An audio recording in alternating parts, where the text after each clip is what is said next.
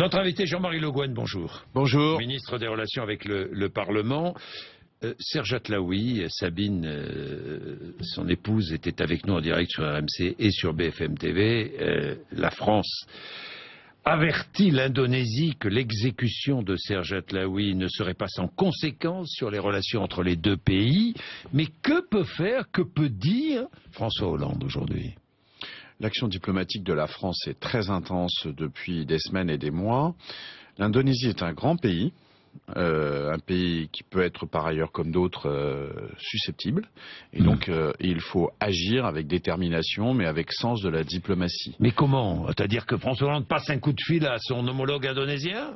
Je préfère que les choses restent justement discrètes parce que nous savons qu'une des composantes importantes, c'est le respect de la souveraineté de ce pays. Au passage, nous sommes extrêmement choqués, évidemment, sur cette affaire de la peine de mort et donc nous menons un combat pour un homme, mais nous menons aussi un combat pour un principe, contre la peine de mort. Et je constate que les Français sont très majoritairement en l'espèce, convaincu de l'horreur de cette sanction. Et donc, il y a mobilisation, il y a action très, très puissante de l'État, avec le souci, et je pense que la déclaration de Laurent Fabius est une déclaration, si on le remet dans le langage diplomatique, oui, très forte.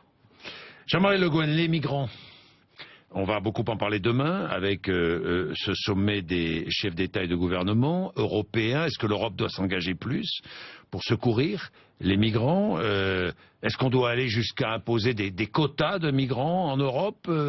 Quelles sont les décisions qui vous paraissent indispensables aujourd'hui? D'abord, il y a l'urgence. C'est un drame épouvantable, dont on peut penser que malheureusement il va y avoir répétition de ce type de risque. Qu'est-ce qui se passe en réalité? Il y a une immigration, une corne de l'Afrique, certains pays d'Afrique qui sont totalement, et du Moyen-Orient qui sont totalement en état de guerre, désorganisés, crise économique, donc des gens qui veulent migrer pour trouver un espoir. Deuxièmement, il y a des filières, et d'abord ces filières qui viennent racketter de façon honteuse et ignominieuse ces gens. Troisièmement, et c'est peut-être un des phénomènes auxquels on doit penser aussi dès aujourd'hui, il y a les terroristes d'État islamique qui quelque part sont en train d'articuler cette problématique de la migration et ces horreurs que l'on constate en Méditerranée pour mener en vérité des attentats au regard de nos valeurs, puisqu'ils font à dessein mettre des gens dans des situations horribles. Vous allez nous dire que parmi les migrants, il y a de très nombreux terroristes. Non, c'est pas ça que je vous dis. Je vous dis que les terroristes sont en train... Parce que c'est l'État islamique qui dit ça. Ce que je veux dire...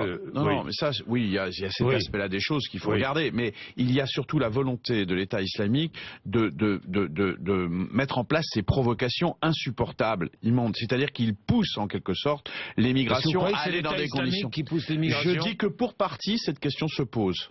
Et qu'il y a derrière tout ça aussi les responsabilités de filières mafieuses qu'il faut combattre. Alors, et derrière les filières mafieuses, il y a aussi des organisations qui poussent. Terroristes sur ces bateaux de migrants, qu'est-ce qu'on fait?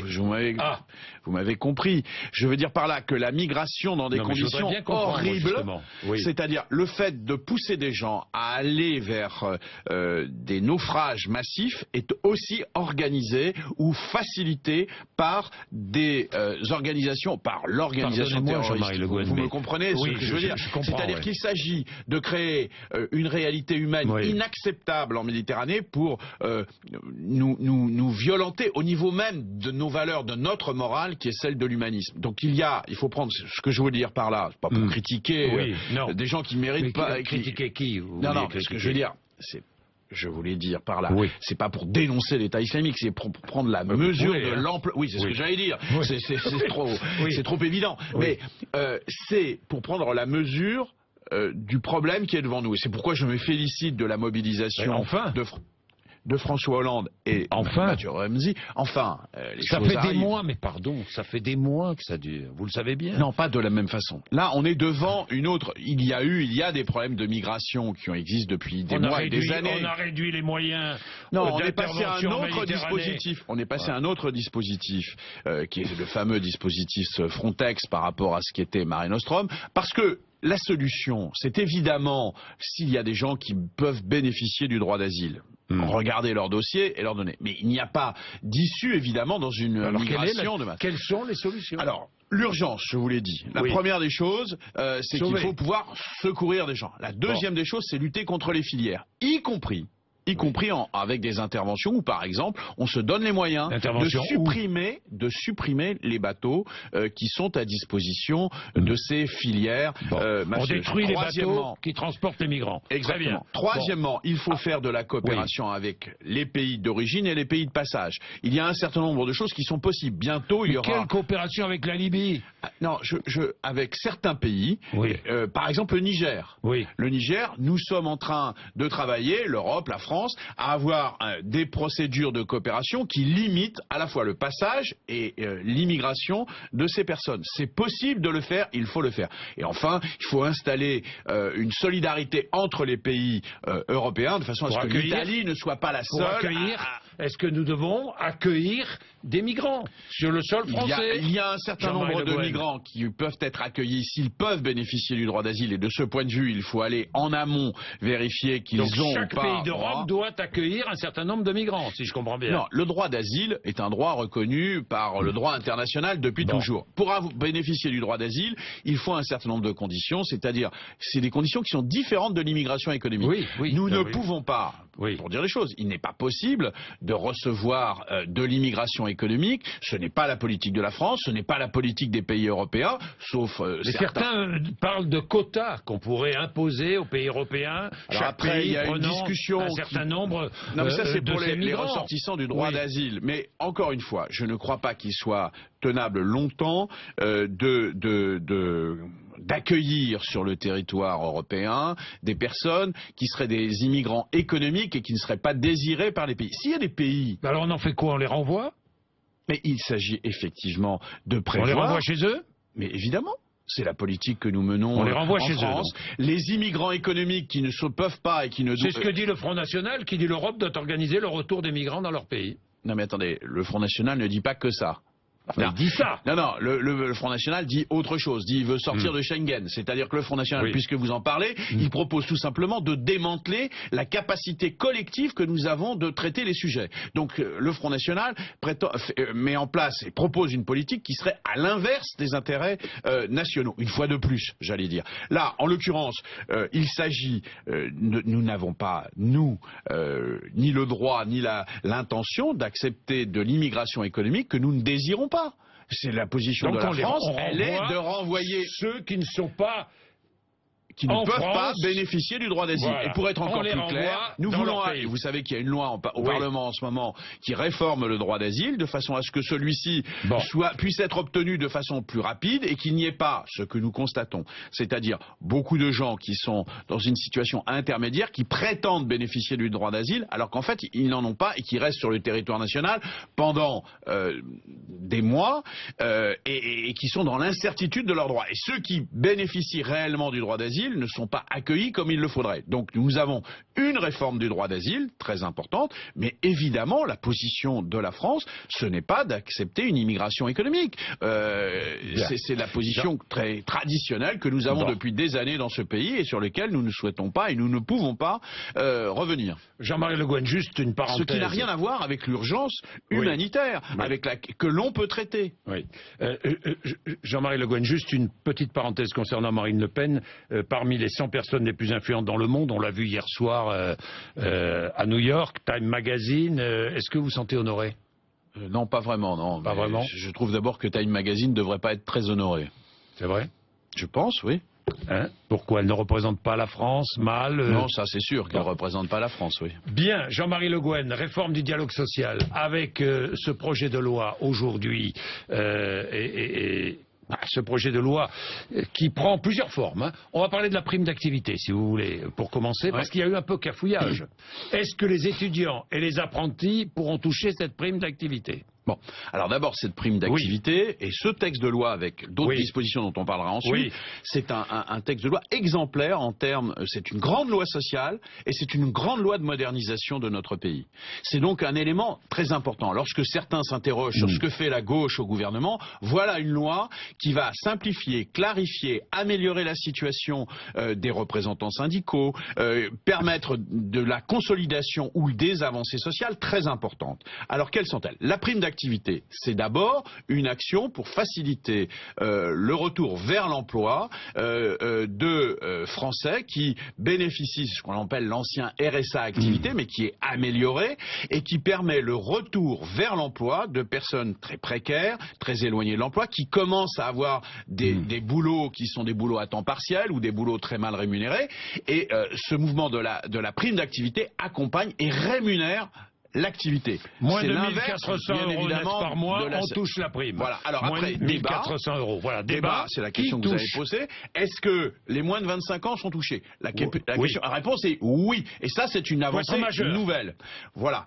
Ensuite, est-ce que parmi ces moins de 25 ans, qu'est-ce qu'on fait des étudiants, qu'est-ce qu'on fait des apprentis? Alors, ce que dit le gouvernement, c'est qu'il attend de faire un réglage fin et d'en discuter avec les parlementaires, ce qui est bien normal, mais nous envisageons d'une façon positive le fait que les étudiants qui travaillent, pas les étudiants qui font des petits boulots, mais ni les stagiaires, pour dire les choses très clairement, il y a un partage, mais les étudiants qui, par exemple, sont à la sécurité sociale des salariés, parce qu'ils travaillent à plus de 80% en temps, pourraient bénéficier. C'est la position du gouvernement. C'est une position sur laquelle le gouvernement est prêt à avancer en dialogue avec les parlementaires, notamment le rapporteur Christophe Sirugue, qui a beaucoup travaillé sur le sujet. Et les apprentis ?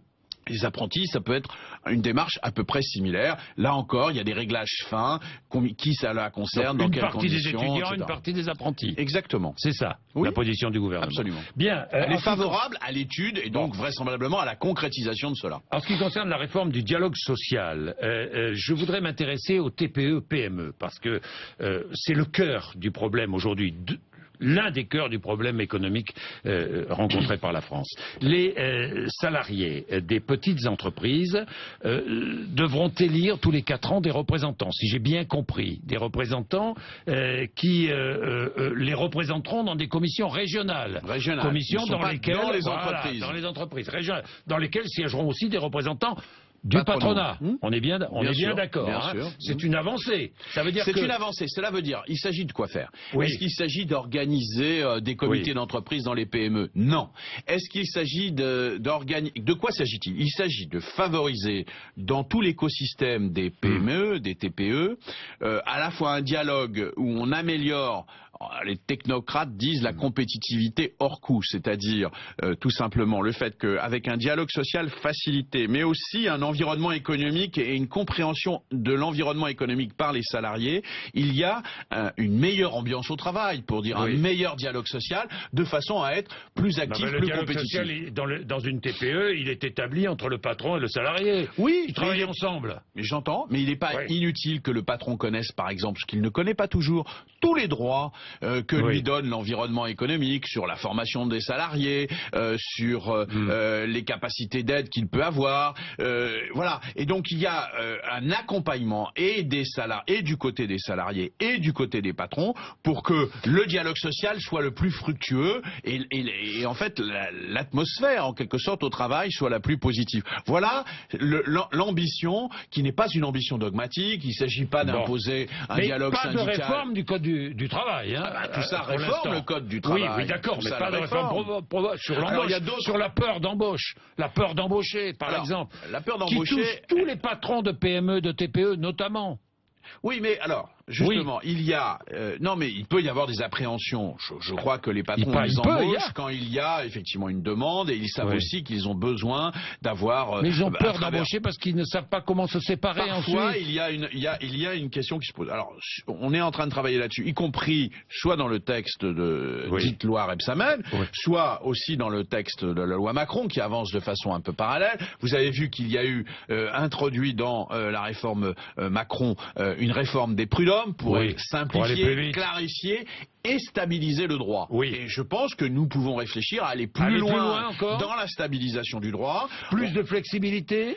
Non, plus de connaissances, plus de sécurité. C'est-à-dire que ce qui est en cause, c'est pas... Vous savez, la entre les sécurité de CDD... qui? La sécurité de qui? Des partis. Des partis, c'est-à-dire aussi bien du salarié qui sait que s'il est licencié, il a le droit à tel type d'indemnité, et du patron qui sait que il ne va pas se retrouver dans des procédures lointaines, incertaines, etc., mais qu'il y a quelque part des éléments de référence. Donc il y aura une nouvelle étape.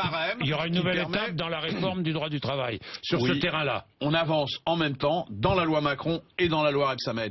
Et s'agissant de la loi Macron, elle a une dimension de simplification et d'activation économique. S'agissant de la loi Rebsamen, elle est une loi, encore une fois, de grande avancée sociale. On pourrait parler du statut des intermittents. Il faut absolument parler du compte personnel d'activité qui peut paraître un petit peu abstrait pour beaucoup de nos téléspectateurs, mais qui est en réalité une évolution considérable. Cela veut dire que les droits sont attachés à la personne et non plus au statut. C'est-à-dire quand vous avez un parcours professionnel, et aujourd'hui, beaucoup de nos compatriotes ont un parcours professionnel, on ne rentre pas dans une entreprise du début de sa vie jusqu'à la retraite. Eh bien, à chaque fois, quelque part, un peu, je vais faire une comparaison qui est douteuse, mais qui est celle d'obtenir des miles comme on a sur sa carte bleue, etc. Donc, on a des droits qui sont attachés et qui s'accumulent et qui ont vocation à vous permettre de choisir soit du temps, soit de la formation, soit d'autres droits, et qui sont potentiellement fongibles, c'est-à-dire que ce que vous gagnez en termes de temps de travail, vous pouvez l'échanger en termes de formation, etc. C'est une valorisation considérable. Ce qui veut dire que quelqu'un qui demain est licencié, au lieu d'aller au chômage, elle part en formation. Voilà, c'est ça que ça veut dire très concrètement. On a des droits qui sont attachés à la personne et c'est une révolution considérable. Jean-Marie Le Guen, vous êtes médecin. Le cannabis, vous avez vu les derniers chiffres? Oui, c'est très inquiétant. Un jeune de moins de 17 ans sur 2, français, un ado, a touché au cannabis. Oui. Vous aviez dit en 2012, il faut laisser la santé publique agir, il ne faut pas que ce soit les policiers et les magistrats qui seuls abordent la question. Vous dites toujours la même chose? D'abord, il faut dire que pour les jeunes, ça veut dire quoi? C'est-à-dire que pour les moins de 20 ans, 21 ans, la consommation de cannabis, contrairement à ce qui est répandu dans la société, c'est pas le problème que ça soit interdit, c'est que c'est très dangereux pour la santé mentale et sociale de ces jeunes. Pas de tous d'ailleurs, mais d'une partie très importante d'entre eux. Vous avez raison de le rappeler, mais les jeunes n'écoutent pas. Ils n'écoutent pas parce qu'on est dans le registre de la morale. Et dans le registre du jeu du voleur, du gendarme et du voleur. C'est-à-dire on est dans le jeu. Qu'est-ce que c'est qu'une réglementation quand elle n'est pas appliquée? Et elle n'est pas appliquée parce qu'il y a une très large consommation. Et donc à partir de ce moment-là, il faut se poser des questions. Et moi je dis que pour se poser des questions, il faut d'abord mettre sur la table ce qui est dangereux. Ce qui est dangereux, c'est pas d'enfreindre la loi, même si enfreindre la loi est toujours inadmissible. Mais ce qui est dangereux, c'est que quand on a moins de 20 ans ou de 21 ans consommer du cannabis, et parfois chez les adultes d'une façon trop intense, c'est extraordinairement dangereux. Or, on a fait partir de l'esprit commun, j'allais dire, la prise de risque que représente le cannabis. Alors on a la législation, mais on a la législation la plus forte qui est sur le registre de la loi, de l'interdiction de la loi et de la morale. On ne parle pas de l'intérêt de ces jeunes. Et quand vous avez des jeunes qui ont en pleine crise d'adolescence en quelque sorte, finalement c'est une espèce de tabou initiatique que de fumer du cannabis. Or c'est un danger public sur lequel on fait quoi? On ouvre le débat encore une fois sur la dépénalisation, sur la légalisation. Le problème n'est pas la dépénalisation. Le problème, il est de savoir. Est-ce qu'on doit, je sais pas, ouvrir une expérimentation de légalisation? Vous savez, quand on a avancé sur ce type de sujet, moi je l'ai fait, j'étais adjoint à la santé de la ville de Paris, j'ai fait venir des gens autour d'une table ronde de tous les horizons, les policiers, les magistrats, mais aussi les médecins, mais aussi des représentants du monde associatif, les philosophes. Tout le monde parle de ça. Si on traitons ça comme des adultes, arrêtons de faire peur aux gens. Oh là là là là, il suffit de mettre de la répression pour que ça arrive. Ou au contraire, on voit des libertaires qui nous disent oh mais la liberté, on a le droit de faire ce qu'on veut, etc. Ce n'est pas vrai. Ce n'est pas vrai. On n'a pas le droit. Que faire? Que faire? C'est traiter prendre une approche de santé publique. C'est-à-dire que la consommation de cannabis n'est pas équivalente chez quelqu'un de moins de 20 ans que chez des gens de notre génération, si je peux me permettre, Jean-Jacques Bourdin. Non pas que ce soit non plus très bon pour vous. Vous avez fumé? Jamais. Moi, oui, mais je fumais 2 paquets de cigarettes de brunes par jour, donc j'avais mes addictions, ça allait très bien comme ça. Bon, donc je dis en responsabilité politique et médicale, c'est dangereux pour certaines personnes. Donc précisons cela et réfléchissons quelle est la meilleure politique pour y arriver. C'est certainement pas de banaliser. Non, pas de banaliser, voilà, mais c'est de traiter par des approches. Donc vous dites qui non sont à les la approches sanitaires. non à la légalisation, non à tout ça. Ce n'est pas le sujet. Le sujet, c'est de faire en sorte qu'on ne traite pas sur un mode moral ou juridique cette question, qu'on le traite par une véritable approche de santé dans un dialogue avec les jeunes. Il faut être crédible. Et être crédible, c'est parler de leur intérêt, de leur vie.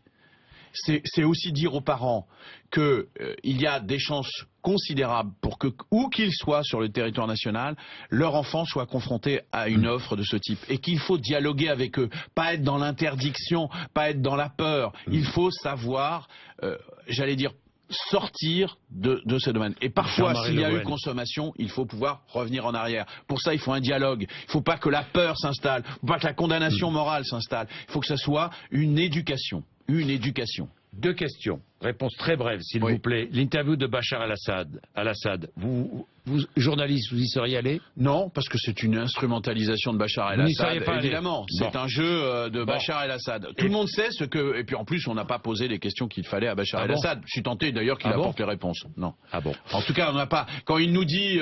Quand M. Bachar el-Assad dit on n'a pas employé d'armes chimiques, si vous voulez, il faut dire, écoutez, monsieur, vous mentez. Les preuves sont avérées par la communauté internationale, pas par la France, par l'ONU, par la Commission internationale. Dernière question. Vous avez dit en 2011 que vous étiez contre la reconnaissance d'un État palestinien. Vous êtes toujours contre? Non. Vous avez signé une lettre demandant au président de la République de vous opposer à une résolution? Non. Attention, non. J'étais dubitatif des conséquences qu'allait avoir la reconnaissance de l'État palestinien à l'intérieur de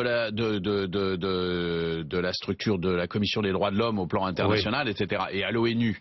Vous êtes toujours dubitatif? Oui, je ne vois pas très bien ce que cela change. Je pense que par contre, alors pour être très clair, je suis pour la reconnaissance de l'État palestinien et je pense d'ailleurs qu'on devrait maintenant réfléchir à aller beaucoup plus vite dans la reconnaissance de cet État car je constate que ça fait maintenant des années que ce dialogue est bloqué et qu'il faut mettre en évidence la nécessité d'un État palestinien. Je crois que ça sera beaucoup plus clair, y compris pour l'opinion publique israélienne. Merci Jean-Marie Le Guen. Merci d'être venu nous voir ce matin.